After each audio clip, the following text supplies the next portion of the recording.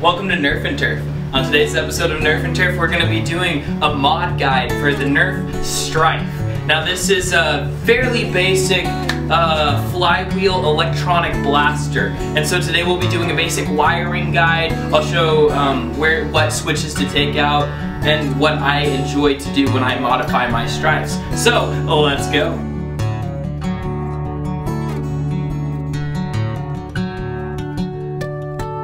So here we have the NERF Stryfe, which is a very simple, basic flywheel blaster. So I'm really excited about this. I've already done a little bit of wiring, but today we're going to be doing a full rewiring. So I hope you like it. So when modding an electric blaster, you're generally going to want a #1 screwdriver. This is a #2, but it does the job. And then you're going to need some needle nose pliers just because they're very handy. This is a wire stripper. Super useful for what we're going to be doing. You're going to need 2 types of wire. I'm using a 16 gauge wire, so much better than the 14 gauge I was using. And then of course, wire cutters. Like, almost impossible without these super useful little things. So, let's go.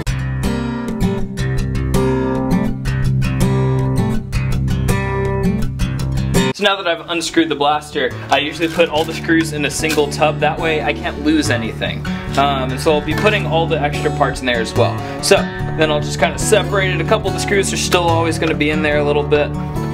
There we go.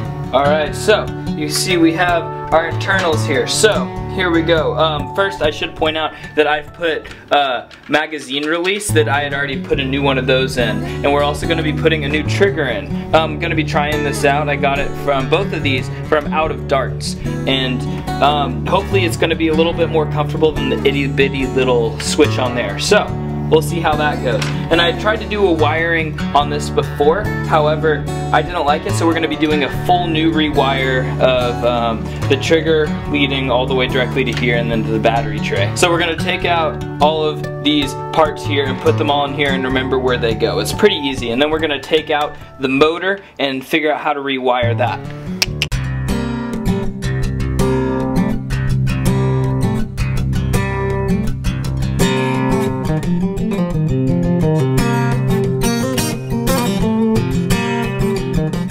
Alright, so now's the fun part. I've unscrewed all the parts and I have unscrewed the flywheels from their mount, so we're going to be working on those soon. So I'm basically going to snip all the wires. This is the one switch I'm going to be keeping, that's the rev trigger, and so basically that's the only way you're going to close the circuit. Now I did already remove all the batteries from my battery tray. I also have a large thumb screw that I got from Out of Darts that allows you to take the battery tray out without a screwdriver, so very helpful there. So made sure I took out all the batteries before I even opened the blaster. That way you can't accidentally shock yourself if you complete the circuit. Also, don't do this without your parents' supervision if you're under 18 because, well, if you don't know what you're doing, it can go really bad. So please be smart.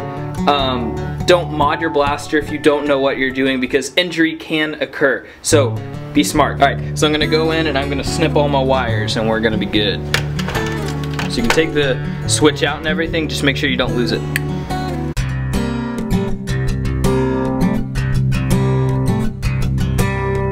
But you're going to want to remember the orientation of the flywheels because it matters. The positive is going to be at the front, the negative is going to be at the back. The nice part about this is you can clearly see which direction it's going because they've got the catcher there, just so you know you don't shove your hand in while it's revving. Might take that out, but this one hasn't caused me too many jams, so I'll probably keep it in. We'll see. Alright, but for now I'm going to snip these. Yeah, I'm going to take off these rubber protectors, try to remember to put those back on before I'm done, and then I'm simply going to snip all these off and redo the wiring from scratch.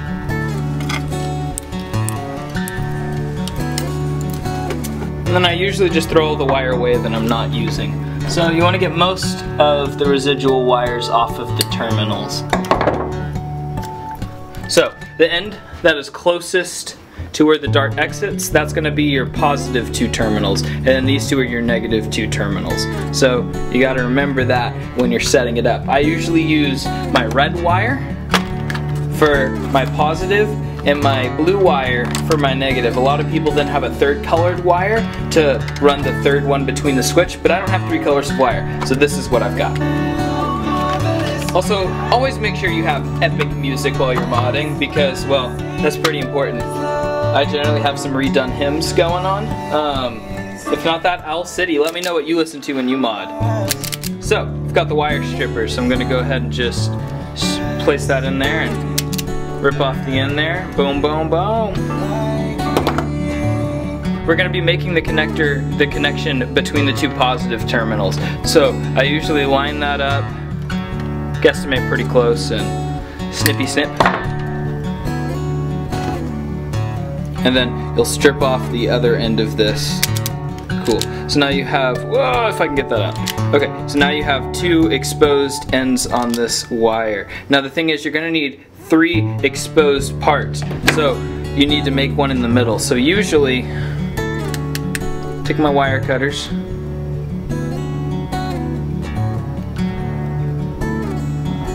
Do that enough so it doesn't cut the wire, but just kind of, you know, harms the insulation. And then you put this in. You get it over the middle of it, and it can just kind of separate it down the middle. Boom, and now you have exposed wire in the middle. And then you just gotta finagle it all around so that you have 3 exposed points, which is what you're gonna need to set up this connection. Next, we're gonna begin the soldering phase. So you're gonna have to have your soldering gun. This is mine, it's my grandfather's that I'm using. So it's kind of fun getting to pass on a tradition of working with electrics with my grandfather, who's not here anymore.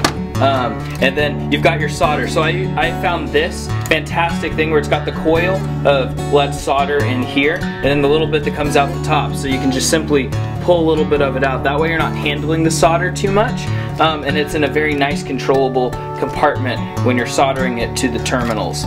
Also, make sure you have safety glasses on. If that metal shoots out, if anything sparks or shoots or moves out and gets you in the eye, that eye is gone. So, as a nurse, please wear your eye protection. Like please.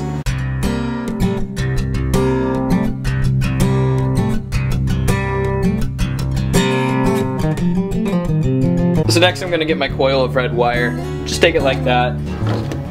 Strip the end. I'm not gonna cut it yet because I'd rather cut it once it's inside the blaster so I can make sure it's lined up perfectly. So instead, my goal is to simply solder this thing into place right here and then leave it as is. And then once I get the blue on and I'm setting it up inside the blaster, I can cut it. Or I can go ahead and put it in, and once I've soldered this on, cut it to length and then move on to the blue. That's most likely what I'm gonna do. So I'm gonna solder the middle joint here on my positive terminal middle. Wait till that cools.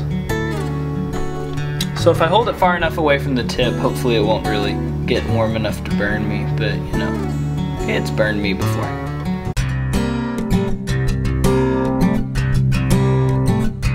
Simply gonna flip it over like this. I'm gonna do the blue side in a minute, but for right now I'm gonna measure it. But first, you're gonna wire it along the inside of the motor. The wire's a little bigger than what the sets are set up for, or the catches, excuse me. So you just kind of, you make it work. Because these wires are going to be bigger than what was designed for this blaster, but that way a little bit more electricity can get through.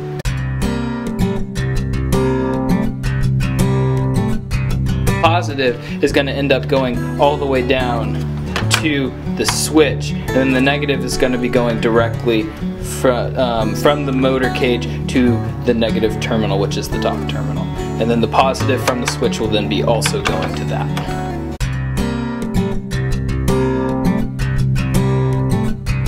Alright, we now have the negative terminal set up. So now we're going to cut that so we can add it to the switch, and then we can start the soldering process on the switch to the battery tray, and then we can get this thing going. I'm really excited now.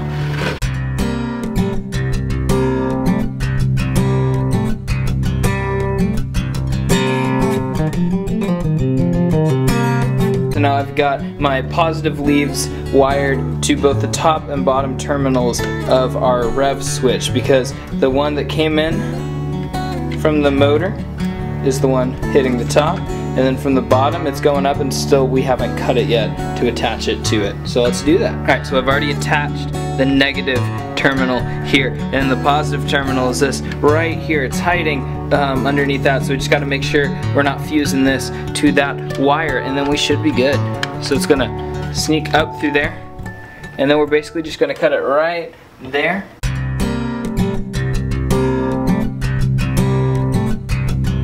Almost perfectly the way I planned it to. What do you know?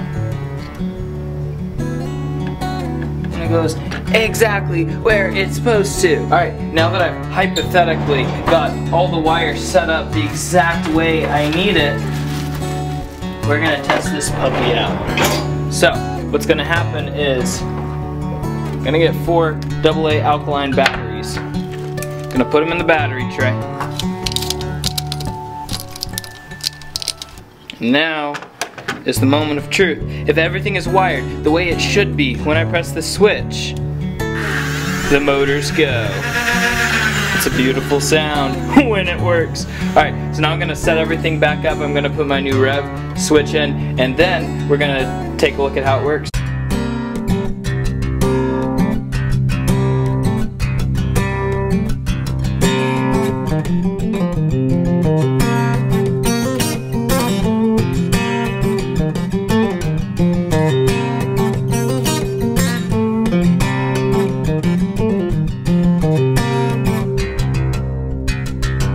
Alright, well that's it for the mod on the Stryfe. So, as you can see, I did take my jam door out because it was just unnecessary to me, and I took that out. There were some other switches in there as well I didn't show that I did take out, because all you really need is the trigger switch. Now, I'm loving it. It's much more powerful. I can easily put 2 or 3 IMRs in here and a dummy battery and just get that voltage up. Now, the only thing I ran into is the return spring on the trigger isn't quite working. So every once in a while when you pull it, it just stays. So I'm going to be working on that, figuring it out, and that's the fun part of modding, is you're always working on something. You're always tweaking, you're always fixing, and oh gosh, that's the fun. Now, something I do need to point out is that I do not by any means condone modifying electric blasters, especially if you're under the age of 13, because that soldering iron is hot, you can get burned, you can get electrocuted, and so if you're younger and you've never done this before, I highly suggest you do it with someone who has done it before, or even a parent, and you work it with them, because it's kind of dangerous. It's a lot of fun. It's really rewarding to know that you wired it and it was you who did it, but it's a little bit dangerous, so just be safe. Well, let me know what you think. Let me know if you liked this kind of mod guide. I know it wasn't super detailed, it wasn't super focused, but I had a lot of fun making it. So I'm gonna work on my skills, and you know, this is only my 4th or 5th time doing soldering and rewiring. So let me know what you think. Get on out there and nerf your turf, and have a blessed day. Bye-bye.